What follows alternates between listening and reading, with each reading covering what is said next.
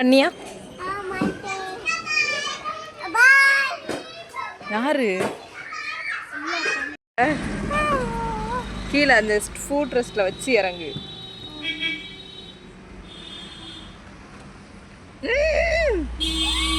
மெதுவாக இறங்கு. ஜம்ப் பண்ணாதான் கீழே கல் இருக்கு. ஏய் ரக்ஷிகா, அப்புறம் நம்ம கீழே போட்டுருவேம்மா. பாரு. ஐயோ இந்த வாரேன். வெளியே அங்கே ஓடாத ஓடாத. இங்கே வா, வீட்டுக்கு வா. நாங்கள் வீட்டுக்கு வந்துட்டோம். டைம் என்ன ஆகுது? 6 ஆயிடுச்சு. 6 தாண்டிடுச்சு. வீட்டு எப்படி கறின்னு இன்ஜினில் கறி எலி போட்ட மாதிரி வந்திருக்குமா? நாங்கள் இன்றைக்கி ஒரு பர்ச்சேஸ் பண்ணிட்டு வந்திருக்கோம். 185 ருபீஸில் சிம்பிள் ஸ்கின் கேர் என்னென்னலாம் பார்த்தலாமா? ரக்ஷிகாமா எடுத்துக்காட்டு பார்ப்போம். ஃபஸ்ட்டு முல்தானி மட்டி ஒன்று டீட்டனுக்காக, சும்மா ஒரு ஃபேஸ் ஃப்ரெஷ்னஸ்க்காக வாங்கினது. இது நல்ல ஒரு ஸ்கின் கேர் தான் உண்மையாகவே. நான் வந்து பியூட்டிஷியன் கோர்ஸ் படிச்சிருக்கேன், ஆனால் பெருசாக எதுவும் இல்லாமல் பண்ண மாட்டேன். இதுதான் பண்ணுவேன். இந்த மாதிரி சின்ன சின்னதாக தான் பண்ணுவேன். இது வந்து முல்தானி மட்டி ஒன்று வாங்கினேன். நெக்ஸ்ட் எடு ரக்ஷிகாமா. இது வந்து எவ்வளோனா 50 ருபீஸ் தான் வந்தது. 50 ருபீஸா? பஞ்சாரஸில் இருந்தது. சரி, நான் இது போதும்னு வாங்கிக்கிட்டேன். அதில் வந்து ஏதோ ஃப்ளேவர் ஆட் பண்ணியிருந்தாங்க. இது வந்து டர்மரிக்கு. அதுக்கப்புறம் நெக்ஸ்ட்டு இது என்னது ரக்ஷிகாமா? Rose water. இது வந்து ஒன்று வாங்கியிருந்தேன். ரோஸ் வாட்டர் இது வந்து எவ்வளோ வந்தது? 59 போட்டிருக்காங்க. அதுக்கப்புறம் நெக்ஸ்ட்டு இது வந்து எதுக்கு இந்த மாய்ஸ்சரைசர் வாங்கினேன்னா, சூப்பர் லைட் ஜெல். இதுதான் எனக்கு செட் ஆகும். இது ஒரு 75. இது வந்து ரொம்ப ட்ரை ஆகிடும் ஸ்கின்னை, ஓகேவா? அதனால் கேர்டு இல்லைனா ரைஸ் வாட்டர் இந்த மாதிரி கூட மிக்ஸ் பண்ணி போட்டுட்டு எப்படினாலும் ட்ரையாக இருக்கிறதுக்காக சின்னதாக லைட்டாக ஒரு மாய்ஸ்சரைசர், அவ்வளோதான். இதெல்லாம் தான் வாங்கினோம். கிச்சனுக்குள்ளே வந்தாச்சு. பாத்திரம் இவ்வளோ இருக்குது. ஃபஸ்ட்டு அதெல்லாம் எடுத்து வச்சுட்டு நம்ம இதை வாஷ் பண்ண ஆரம்பிப்போம். வாஷ் பண்ணிவிட்டு டிஃபன் பாக்ஸ் வாஷ் பண்ணிவிட்டு காட்டுறேன் உங்களுக்கு. சிங்க் எல்லாம் க்ளீன் பண்ணியாச்சு. பாத்திரமும் கழுவியாச்சு. எல்லாமே காலி. இப்போ இதை மட்டும் வெளியே ஊற்றணும். எல்லாமே க்ளீனாக தான் இருக்குது. இதை கழுவுனது தான் இங்கே வச்சுட்டு அப்புறம் கழுவுனதோடு எடுத்து வச்சுக்கலாம். இப்போ இதில் மாட்டிட்டு நெக்ஸ்ட் வந்து சப்பாத்திக்கு பிணைஞ்சு வச்சிடலாம். ஓகே, பார்த்துட்டு வாடா. சப்பாத்திக்கு மாவு பிணைஞ்சிடலாம்.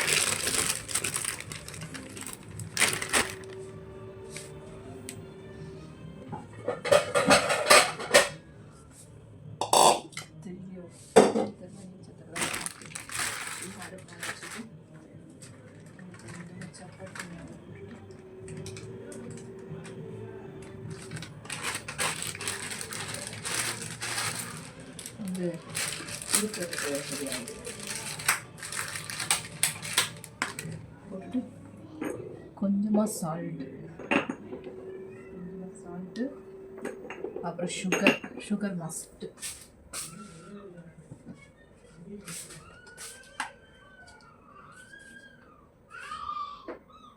White sugar.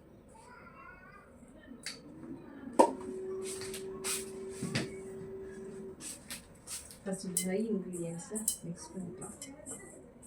மாவு பத்தாது போட்டு அவளுக்கு போட்டுலாம்.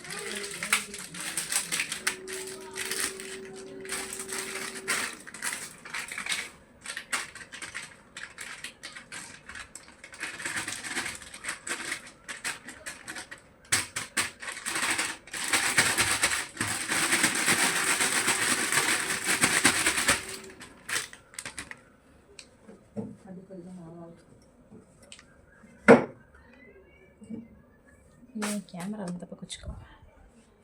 இந்த பக்கம் வச்சு இப்படி பண்ணிக்கலாம். இந்த ட்ரை இன்க்ரீடியன்ஸ் எல்லாம் நம்ம ஃபஸ்ட்டு மிக்ஸ் பண்ணிக்கலாம். தண்ணியை கொஞ்சம்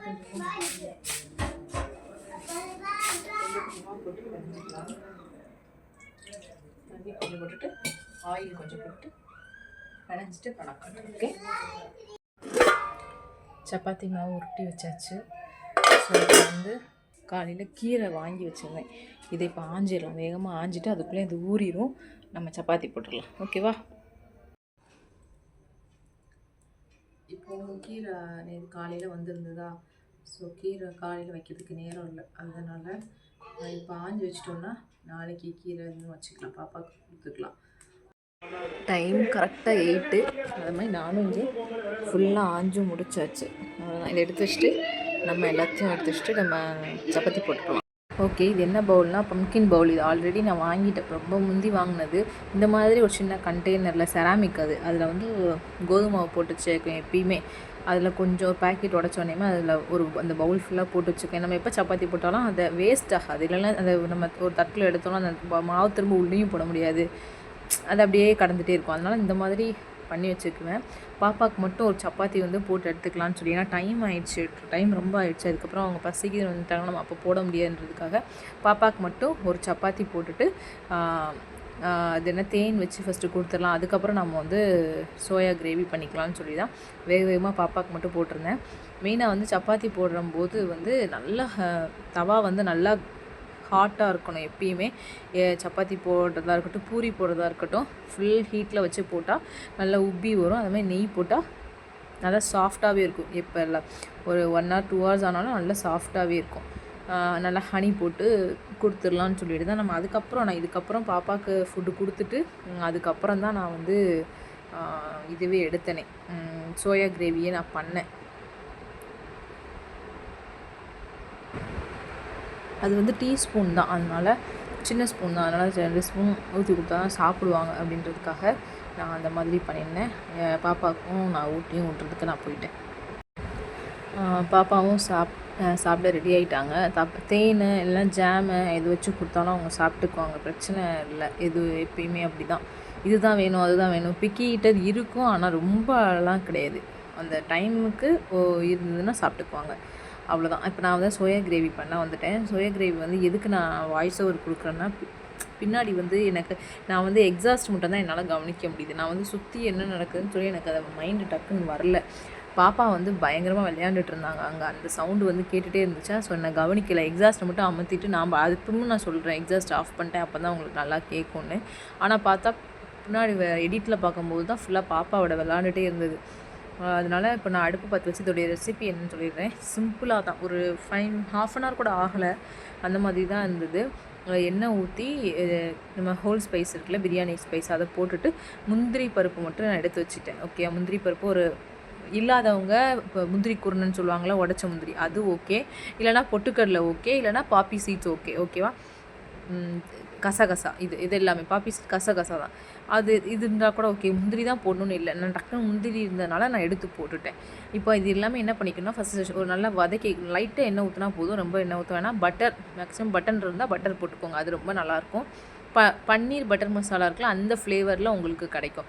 இப்போ நம்ம இதை போட்டுட்டு இஞ்சி பூண்டு பேஸ்ட்டு இருக்குது அப்படின்னு சொன்னால், பேஸ்ட்டே ஆல்ரெடி ரெடி பண்ணி வச்சுருக்கீங்கன்னா அதை வந்து ஃபைனலாக அரைச்சி ஊற்றதுக்கப்புறம் நம்ம போட்டுக்கலாம். இல்லை நான் இஞ்சி பூண்டு பேஸ்ட் இல்லை அப்படின்னா நீங்கள் என்ன பண்ணால், இந்த ஸ்டேஜில் வந்து தக்காளி வெங்காயம் இந்த ஹோல் ஸ்பைஸ் போட்டு வதக்குறோம்ல, அப்போமே வந்து இஞ்சி பூண்டு கொஞ்சம் கட் பண்ணி நம்ம இதோட ஆட் பண்ணி வதக்கி நம்ம அரைச்சிடலாம். இப்போ இதை ஃபுல்லாக சாட்டே பண்ணிவிட்டு இதை நம்ம மிக்ஸி நல்லா கொஞ்சம் ஆறுனதுக்கப்புறம் மிக்ஸி ஜாரில் கொடுத்து நம்ம அரைச்சிடணும். அரைச்சிட்டு திரும்ப வந்து அதே பேனில் நம்ம கொஞ்சோண்டு எண்ணெய் ஊற்றி லைட்டாக சோம்பு இல்லைன்னா ஜீரகம், இது ரெண்டுத்தில் ஏதாவது ஒன்று போட்டால் போதும். நான் சோம்பு போட்டேன், ஏன்னா அந்த பன்னீர் பட்டர் மசாலா ஃப்ளேவர் வரணுன்றதுக்காக நான் சோம்பு போட்டுக்கிட்டேன். அப்போ வந்து இஞ்சி பூண்டு பேஸ்ட்டு நான் ஆல்ரெடி பேஸ்ட் வந்து எப்பயுமே இருக்கும், ஸோ அந்த பேஸ்ட்டை வந்து நான் கொஞ்சம் போட்டுக்கிட்டேன். நல்லா இஞ்சி பூண்டு பேஸ்ட் அந்த ஸ்மெல் போகிற வரைக்கும் நல்லா நம்ம சாட்டே பண்ணிவிட்டு, நம்ம இப்போ ப்ரிப்பேர் பண்ணி வச்சுருக்கோம்ல, இப்போ நான் வாய்ஸுக்கும் அதுவும் நான் கொஞ்சம் ஸ்பீடாக தான் போகிறேன். நான் ரெசிபி உங்களுக்கு சொல்லி முடிக்கணுன்றதுக்காக நான் வேகமாக சொல்கிறேன். அந்த நம்ம அரைச்சி வச்சுருக்கோம்ல, அதை வந்து நல்லா பேஸ்ட்டு அரைச்சிக்கணும். நம்மளுக்கு முந்திரி போட்டுக்கிறதுனால ஆல்ரெடி பேஸ்ட்டு வந்து ஒரு மாதிரி க்ரீமியாக தான் வரும். அது கொத்து கொத்தாக இல்லாமல் நல்லா அரைச்சிக்கலாம். அரைச்சிட்டு இந்த இஞ்சி பூண்டு பேஸ்ட்டு சோம்பு நம்ம சாட்டை பண்ணி வச்சுருக்கோம்ல, அதோடு சேர்த்து இதையும் நம்ம போட்டு என்ன பண்ணிக்கலாம்னா, போட்டு நல்லா எண்ணெய் பிரிகிற அளவுக்கு வதங்கணும். அதே டைமில் நீங்கள் இந்த இதெல்லாம் ப்ரிப்பேர் பண்ணுறதுக்கு முன்னக்கூட்டியே நல்லா ஒரு பவுலில் நம்மளுக்கு எவ்வளோ சோயா தேவையோ அந்த சோயா வந்து நல்லா ஹாட் வாட்டரில் போட்டு கொஞ்சம் அந்த ஸ்மெல் ஒரு மாதிரி ஸ்மெல் வரும், எனக்கு பிடிக்காது. சில பேர் ஹாட் வாட்டரில் அப்படி போட்டு எடுத்து உடனேயுமே அந்த கிரேவியில் ஆட் பண்ணிடுவாங்க. நான் என்ன பண்ணுவேன்னா, ஹாட் வாட்டரில் ஒரு 2 நிமிஷம் இல்லை 1 நிமிஷமாவது அட்லீஸ்ட் ஒரு கொஞ்சம் செகண்ட்ஸாவது நம்ம அதை வந்து கொதிக்க விட்டுட்டோம்னா அதில் இருக்கிற ஸ்மெல்லு போயிடும். அப்போ அந்த நம்மளுக்கு சோயா நல்லாயிருக்கும், நம்ம ஒரு மட்டன் ஃபீலே கிடைக்கும் நம்மளுக்கு. என்ன பண்ணுறேன், நல்லா அந்த ஹாட் வாட்டரை நல்லா ஸ்குவீஸ் பண்ணி எடுத்துட்டு அதையுமே குட்டி குட்டி ஆல்ரெடி நான் போட்டிருக்க சோயா சங்க்ஸே வந்து ஸ்மால் சோயா சங்க்ஸ் தான், பிக்கு கிடையாது. நான் பெருசு வாங்க மாட்டேன், சிறுசு தான் வாங்குவேன். அதையுமே நான் என்ன பண்ணிக்கிட்டேன்னா 1/2 நான் கட் பண்ணிக்கிட்டேன். கட் பண்ணிவிட்டு ரெடி பண்ணி வச்சுட்டேன். அதையும் ஒரு கார்னரில் வச்சுட்டேன். நான் பட்டர் யூஸ் பண்ணிக்கிறேன்னு சொன்னேன்ல, பட்டர் தான். அதுக்கப்புறம் இந்த நம்ம சைடில் மசாலா நான் கொதிக்க விட்டு எண்ணெய் பிரியுன்னு சொல்லலை, அதுக்கு மெயினாக வந்து என்ன ஆட் பண்ணணும்னா காஷ்மீரி சில்லி பவுடர் கண்டிப்பாக. ஏன்னா இதில் ஆப்ஷனல் அதெல்லாம் இல்லை, காஷ்மீரி சில்லி பவுடர் கண்டிப்பாக வேணும். இஞ்சி பூண்டு பேஸ்ட் எவ்வளோ ஆட் பண்ணியிருக்கீங்களோ அது ஓகே, அதுக்கு காரம் ஓகே அப்படின்னா அதோடு விட்டுறலாம். நம்ம இந்த காஷ்மீரி சில்லி பவுடரும் கொஞ்சோண்டு கரம் மசாலாவும் ஆட் பண்ணால் போதும். அப்புறம் இல்லை நான் வந்து இஞ்சி பூண்டு பேஸ்ட் கம்மியாக தான் இருக்குது, எனக்கு வத்தல் பொடி காரம் தான் பிடிக்கும்னா நீங்கள் காஷ்மீரி சில்லியோட கொஞ்சம் தனி மிளகாய் தூளையும் நீங்கள் ஆட் பண்ணிவிட்டு கரம் மசாலா கொஞ்சம் ஆட் பண்ணிக்கிட்டிங்கன்னா ஓகேவாக இருக்கும். இந்த மாதிரி ஒரு ப்ரொப்போர்ஷனில் ஆட் பண்ணிக்கோங்க. ஆட் பண்ணிவிட்டு நம்ம நல்லா எண்ணெய் பிரிகிற அளவுக்கு கொஞ்சம் தண்ணி ஊற்றிடணும். ஓகே, நம்ம அலசி தண்ணி ஊற்றினா முந்திரி போட்டிருக்கிறனால டக்குனே க்ரீமி ஆயிரும், டக்குன்னு அடி பிடிக்கும், இல்லைன்னா சீக்கிரம் கெட்டி ஆயிரும். அந்த சோயா சங்க்ஸ் வந்து அந்த ஜூஸியை இழுக்கிறது வரைக்கும், அந்த எசன்ஸை வந்து அது இழுக்கணும், அது வரைக்கும் அது அடுப்பில் குக் ஆகணும். அதுக்குள்ளேயே நம்மளுக்கு வந்து இது வந்து என்ன கெட்டி ஆயிரும். ஸோ தண்ணி கொஞ்சம் கூடுதலாகவே ஆட் பண்ணிவிட்டு இது கொஞ்சம் ரா ஃப்ளேவர், இந்த மசாலா ரா ஃப்ளேவர் போனதுக்கப்புறம் சோயா சங்க்ஸ் ஆட் பண்ணிவிட்டு நல்லா நீங்கள் கொதிக்க விட்டுட்டே இருக்க வேண்டியது. அவங்களுக்கு எந்த கன்சிஸ்டன்சியில் வேணுமோ அந்த கன்சிஸ்டன்சிக்கு நீங்கள் ரெடி பண்ணி வச்சு வர்ற வரைக்கும் அதை குக் பண்ணிட்டே இருக்கலாம். கஸ்தூரி மேத்தி இருக்குல்ல, அது இருந்துச்சுன்னா லாஸ்ட்டில் வந்து க்ரஷ் பண்ணி போட்டுக்கோங்க. இவ்வளோ தான். ஃப்ரெஷ் க்ரீம் இருந்தால் நம்ம ஆட் பண்ணிக்கலாம். நான் அதை ஃப்ரெஷ் க்ரீம் ஆட் பண்ணல, கஸ்தூரி மேத்தி ஆட் பண்ண மறந்துட்டேன். நீங்கள் இதில் ஆட் பண்ணிக்கோங்க. இவ்வளோ தான் இந்த ரெசிபி. நான் இதை பண்ணி முடிக்கிறதுக்கே வந்து 9:30 ஆயிடுச்சு. அதுக்கப்புறம் தான் நாங்கள் வச்சு சாப்பிட்டோம். ஸோ இப்படி தான் அன்றைக்கி டின்னர் போச்சு. பாப்பா வந்து சாப்பிடல. நான் நெக்ஸ்ட் டே கொஞ்சம் எடுத்து வச்சுருந்தேன், அதை அவங்க சாப்பிட்டுக்கிட்டாங்க. ஏன்னா இந்த இதில் வந்து கம்மியாக தான் இருக்கும், காரம் அவ்வளோவா இருக்காது. இந்த கலரில் தான் இருக்கும். இந்த ஒயிட்டிஷ் ஒரு மாதிரி ரெட் ஆரஞ்சிஷ் இல்லை ஒயிட் அந்த மாதிரி தான் இருக்கும். ஆரஞ்சு இல்லாமல் ஒயிட் இல்லாமல் அந்த மாதிரி ஒரு கலரில் தான் இருக்கும். இந்த மாதிரி கிரேவி நம்மளுக்கு செட் ஆகாது. அதனால தான் காஷ்மீரி சில்லி பவுடர் அவாய்ட் பண்ணிவிட்டு காஷ்மீரி சில்லி பவுடர் ஆட் பண்ணோன்னா இந்த கலரோடு ஆட் ஆகும்போது அந்த ஆரஞ்சிஷ் ஒயிட் வந்து அப்படி டோட்டலாக வந்து ஒரு மாதிரி ஆரஞ்சு கலரில் சூப்பராக வந்துடும். அதோட நீங்கள் மேலே க்ரீம் ஆட் பண்ணிங்கன்னா இன்னும் நல்லாயிருக்கும், கொஞ்சம் ரிச் ஃப்ளேவரில் இருக்கும். அவ்வளோதான். மற்றபடி க்ரீம் இல்லைனாலும் ஓகே தான். க்ரீம் ஆட் பண்ணால் தான் எனக்கு ஓகே அப்படின்னா கர்டும் கர்டும் சுகரும் நல்லா பீட் பண்ணி லாஸ்ட்டில் அந்த ஊற்றிட்டிங்கன்னா அதுதான் க்ரீம், வேறு ஒன்றும் இல்லை. இவ்வளோ தான். இன்றைக்கி இப்படி ஃபுல்லாக நம்ம தண்ணி தான் இதில் கொஞ்சம் எக்ஸ்ட்ராவாக சேர்க்குற மாதிரி இருக்கும். ஏன்னா முந்திரி பருப்பு நம்ம எவ்வளோ போடுறோமோ அதுக்கேற்ற மாதிரி நம்ம தண்ணியை ஆட் பண்ணால் தான் அந்த கன்சிஸ்டன்சி கரெக்டாக வரும். அந்த சோயா சங்க்ஸும் நம்மளுக்கு வந்து அந்த ஃப்ளேவரை வந்து அப்சர்வ் பண்ணும். ஸோ இவ்வளோ தான் இந்த ரெசிபி. சப்பாத்தி இதுதான் நாங்கள் அன்றைக்கி பண்ணியிருந்தோம். எப்படி இருந்தது சப்பாத்தி? இது வந்து கல் சூடு ஆறுனதுக்கப்புறம் எடுத்து வச்சுக்கலாம். சப்பாத்தி ஃபுல்லாக ரெடி. பாப்பா மிச்சம்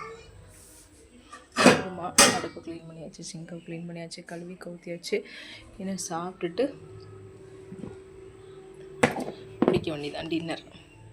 night dinner chapati soya kurma சாப்பிட்டுட்டு பார்க்கலாம். Hi, good morning. டைம் வந்து 6:40 ஆகுது.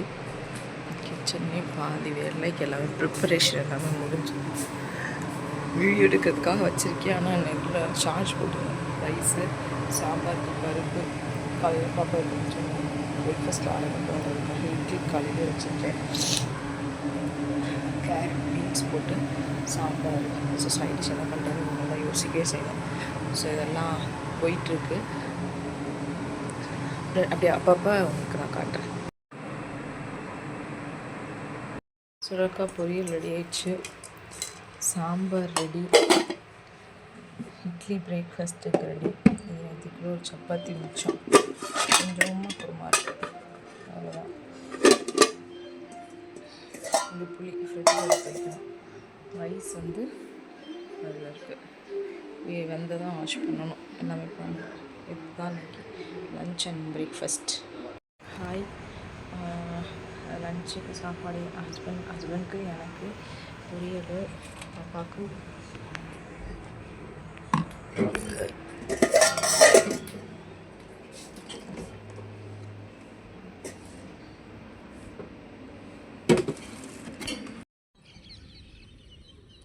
Super sunset tree.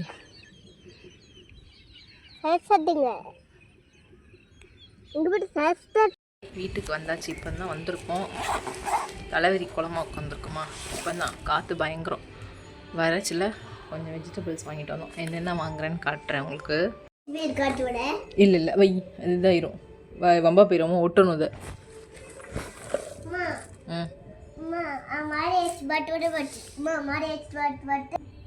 இது வாங்கினேன். இந்த 3 வந்து என்னென்னா மல்லியெல்லாம், கருவேப்பிலை, கொத்தமல்லி. அது வந்து 20 ரூபா சொன்னாங்க மொத்தமாக 3. இது வந்து என்னென்னா பீர்க்கங்காய் வந்து 4 கொடுத்தாங்க. 2 தான் இருக்குது, 3 தான் இருக்குது. இது இருக்குது 4. இது 4 கொடுத்தாங்க. ப்ளஸ் இது வந்து ஒரு 2 கொடுத்தாங்கன்னு நினைக்கிறேன். பொட்டலங்காய் 2 கொடுத்தாங்க. அப்புறம் தக்காளி வாங்கியிருந்தேன். தக்காளி எல்லாமே சேர்த்து 240 வந்துச்சு. நான் நல்லா வாங்குறேன். அப்போ ஃபுல்லாக எடுத்துகிட்டு காட்டுறேன், ஓகேவா? என்னன்னு சொல்கிறேன். 1 கிலோ வெங்காயம் 80 ரூபா. இது வந்து இது வந்து 100 ரூபா சொன்னாங்க. எனக்கு அதுதான் ஜீர்ணிச்சிக்கவே முடியல.